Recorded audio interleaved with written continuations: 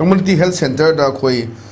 bomb kapsali ada koi mok bomb kapsali smoke bomb kapsali sathari ba personal tu sabsaba inquiry toraga cherak pi gadin hafum singrang location na pangto kiba MLA location na han speaker ba mana pangto go humjulei ana koi gi ngasagi police ki action sini radio post si kadai fawda kari to yai madugi mawong maril ta ba makhangak ta ba he hospital bo ra mo bo hek ta kapsan ba thomjan ba to me am se koi ngarang ki incident sinan te mamanga su ya ma thoki ba leina amma khaktang IDP o ma juda mo ahum mari changdana ni masam bu foi bo kari bo to yamna yeng hai da thodok me am tawe duna ngana khoi gi MLA location ha tham ki hom se sai di kari hom tham ni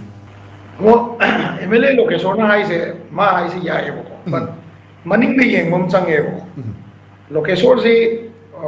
what is this political party magi political power se kadai bo exercise to be ai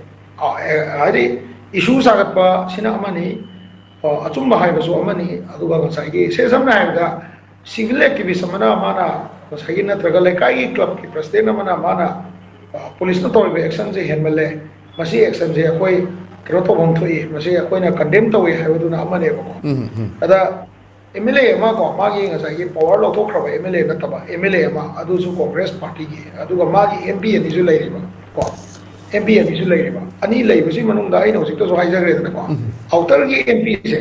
masi ki mai role jam chaw ba outer MP inner MP is di pare ozabi mol ma hai ba yam hai re try to ya yam to re to ma so masi garang keno da di irang mafam da di ude kham ba chap su ude console to su ude wari bu ko adum lai ja no to ga no hai ni phat ta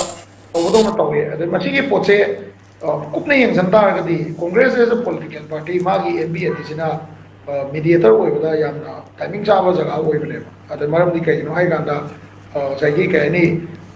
outer gi MPs di madi masasi community ani siga mari leina di ba topa ma si topra topa community amane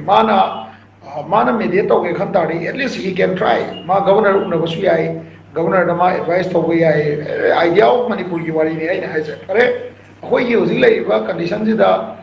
politically moi party puna makse politically exaggerate to na ba hone ko BJP na so para so hai mase koi center na fan mani singa di BJP local MLA sing de khara de matha di saram do male am to re mo se control out of control la ni ko ada mathai ki out of control la ko poche masi poche yamna amicable lo pot ama da pusan ge hai ta di moi political power sing se phusana exercise to bom change ba ado honorable location na haibi du chumi adu bo jin na haibi me mo ta ke haita ni ko koi ge ne cognizance lo ya na ba excessive force ne haibi ki police ba FIR file to ba abra police na lo bi draga na through court sa pa abra adu mayam ma lai de na ko se masi ki steps sing je lo bom change ba leader ba koi bata ga di ma gi lawyer mayam ma advisor le gari ai conscience ka tana sa ka do na ke ba even CSO ba ga step lo ma tab da koi ba da samna da akhang ai me amam tana raga lo gi pot se yeng ga na khlei ne ba do kasi arang gi yam noi ta ba se asi de lei se han ni chief minister si governor na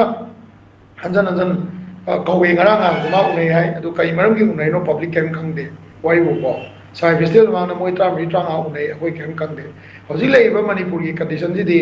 any community ma ka no ma torok da atop community ma sai ge ne ko ye to ge dong ngai le bi pham da ko mai dei gi to pa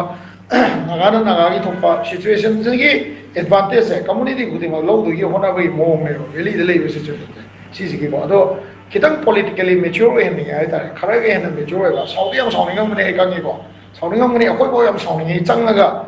phuna ba si yaw ro sa ga na khan ba ne adu wo akoi na phuna ga politically ngam ga da lai ge ba akoi gi community sing dina khang ga da ba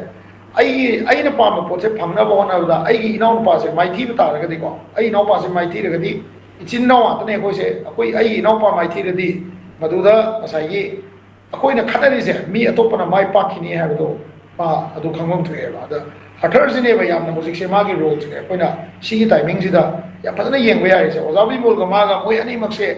an ni ba khai ta ne ko honorable MP ani se moi se field da kum ni field da kum ga IDP sing se console to ngam na ba kari to we ai through governor karam mafam gi mikhal ko ga meeting to ka na kamai to ni masi political advantage lo na tabida kitang mature oina step sing je lo ni ai ta ko adu na tabida sai da kanom to re ai ga congress na thola mungang ba NPP na mungang ba BJP na mungang ba sigi condition de sum lai ra ga di akoi praja je victim sum oirak tana last ꯑꯩꯈꯣꯏꯗ ꯑꯣꯏꯅ ꯑꯣꯟꯁꯤꯜꯂꯛꯑꯣꯏ ꯍꯥꯏꯅꯤꯡꯉꯥꯏ ꯂꯩꯇꯦ ꯑꯩꯈꯣꯏꯁꯨ ꯑꯀꯤꯕꯁꯦ ꯐꯥꯎꯒꯗꯕꯅꯤ age ꯑ leader ꯑꯩꯈꯣꯏ ꯑꯀꯤꯕ ꯐꯥꯎꯒꯗꯕꯅꯤ ꯑꯩꯈꯣꯏꯅ ꯉꯁꯤ ꯂꯥꯎꯊꯣꯛꯑꯝꯕ ꯑꯩꯈꯣꯏꯅ ꯍꯥꯏꯔꯝꯕ ꯄꯣꯠꯇꯨ ꯀꯗꯥꯏꯐꯥꯎ ꯑꯩꯈꯣꯏꯅ ꯇꯧꯕ ꯉꯝꯈ꯭ꯔꯦ ꯅꯠꯇ꯭ꯔꯒ ꯑꯩꯈꯣꯏꯅ ꯃꯤꯉꯣꯟꯗ ꯇꯥꯏꯅꯔꯒ ꯑꯩꯒꯤ ꯂꯤꯗꯔꯁꯤꯞꯁꯦ ꯀꯦꯄꯦꯕꯜ ꯑꯣꯏꯅ ꯎꯠꯄ ꯌꯥꯒꯗ꯭ꯔꯥ ꯍꯥꯏꯕ ꯄꯣꯠꯇꯨꯅꯦꯕ ꯌꯥꯝ ꯆꯥꯎꯅ ꯂꯥꯛꯏꯁꯦꯀꯣ ꯑꯗꯨꯅ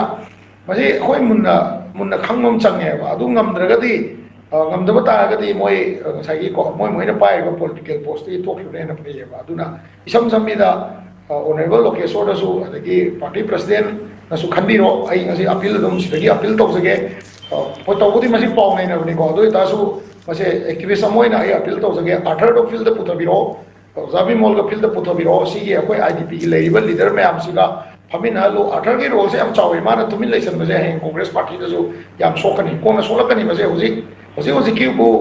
ꯃꯦꯘꯆꯟꯗ꯭ꯔꯅ ꯑꯣꯅꯔꯦꯕꯜꯅ ꯉꯥꯡꯉꯒ ꯅꯠꯇ꯭ꯔꯒ ꯑꯣꯅꯔꯦꯕꯜ ꯂꯣꯀꯦꯁꯣꯔꯅ ꯉꯥꯡꯉꯒ ꯅꯠꯇ꯭ꯔꯒ ꯑꯇꯣꯞꯄ ꯀꯣꯡꯒ꯭ꯔꯦꯁꯀꯤ ꯃꯤꯅ ꯉꯥꯡꯉꯀꯥꯟꯗ ꯃꯁꯤ ꯕꯦꯂꯦꯟꯁ ꯇꯧꯋꯦꯅ ꯈꯟꯖꯕꯩ ꯋꯥꯅꯤ ꯃꯣꯏꯅꯀꯣ ꯇꯧꯕꯇꯕꯨ ꯑꯩꯈꯣꯏꯒꯤ ꯃꯤꯠꯇꯗꯤ ꯑꯥꯎꯇꯔꯒꯤ ꯚꯣꯠꯁꯤ ꯑꯣꯖꯥ